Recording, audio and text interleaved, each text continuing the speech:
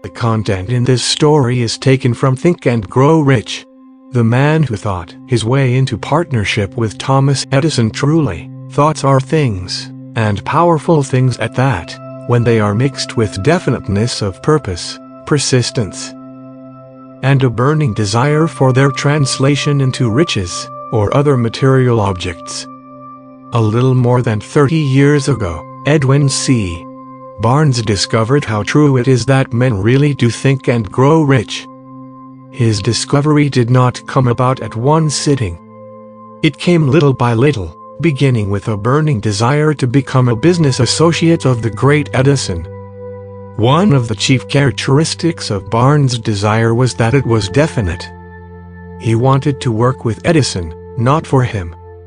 Observe carefully the description of how he went about translating his desire into reality, and you will have a better understanding of the 13 principles which lead to riches. When this desire, or impulse of thought, first flashed into his mind, he was in no position to act upon it. Two difficulties stood in his way. He did not know Mr. Edison, and he did not have enough money to pay his railroad fare to Orange, New Jersey. These difficulties were sufficient to have discouraged the majority of men from making any attempt to carry out the desire. But his was no ordinary desire. He was so determined to find a way to carry out his desire that he finally decided to travel by blind baggage, rather than be defeated. To the uninitiated, this means that he went to East Orange on a freight train. He presented himself at Mr. Edison's laboratory, and announced he had come to go into business with the inventor. In speaking of the first meeting between Barnes and Edison, years later, Mr. Edison said, "He stood there before me, looking like an ordinary tramp. But there was something in the expression of his face which conveyed the impression that he was determined to get what he had come after." I had learned, from years of experience with men, that when a man really desires a thing so deeply that he is willing to stake his entire future on a single turn of the wheel in order to get it, he is sure to win. I gave him the opportunity he asked for, because I saw he had made up his mind to stand by until he succeeded. Subsequent events proved that no mistake was made. Just what young Barnes said to Mr. Edison on that occasion was far less important than that which he thought. Edison, himself, said so. It could not have been the young man's appearance which got him his start in the Edison office, for that was definitely against him. It was what he thought that counted. If the significance of this statement could be conveyed to every person who reads it, there would be no need for the remainder of this book. Barnes did not get his partnership with Edison on his first interview. He did get a chance to work in the Edison offices, at a very nominal wage, doing work that was unimportant to Edison, but most important to Barnes, because it gave him an opportunity to display his merchandise where his intended partner could see it. Months went by. Apparently nothing happened to bring the coveted goal which Barnes had set up in his mind as his definite major purpose. But something important was happening in Barnes' mind. He was constantly intensifying his desire to become the business associate of Edison. Psychologists have correctly said that when one is truly ready for a thing, it puts in its appearance. Barnes was ready for a business association with Edison. Moreover, he was determined to remain ready until he got that which he was seeking. He did not say to himself, "Ah well, what's the use?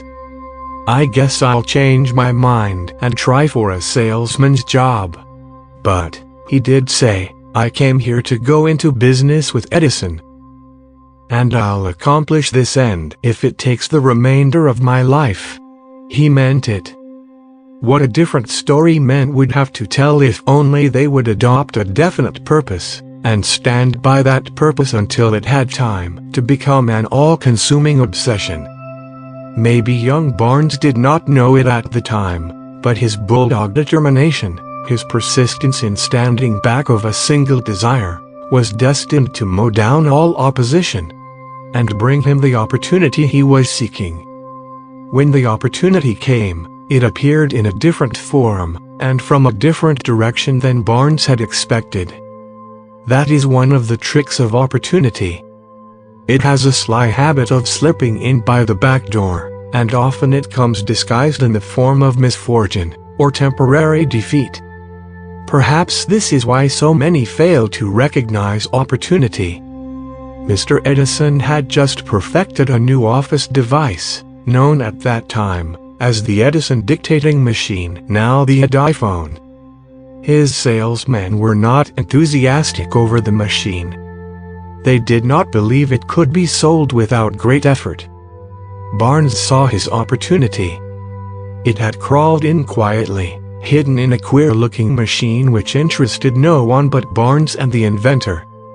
Barnes knew he could sell the Edison dictating machine. He suggested this to Edison, and promptly got his chance. He did sell the machine. In fact, he sold it so successfully that Edison gave him a contract to distribute and market it all over the nation. Out of that business association grew the slogan, "Mad by Edison and installed by Barnes." The business alliance has been in operation for more than 30 years. Out of it, Barnes has made himself rich in money, but he has done something infinitely greater. He has proved that one really may think and grow rich.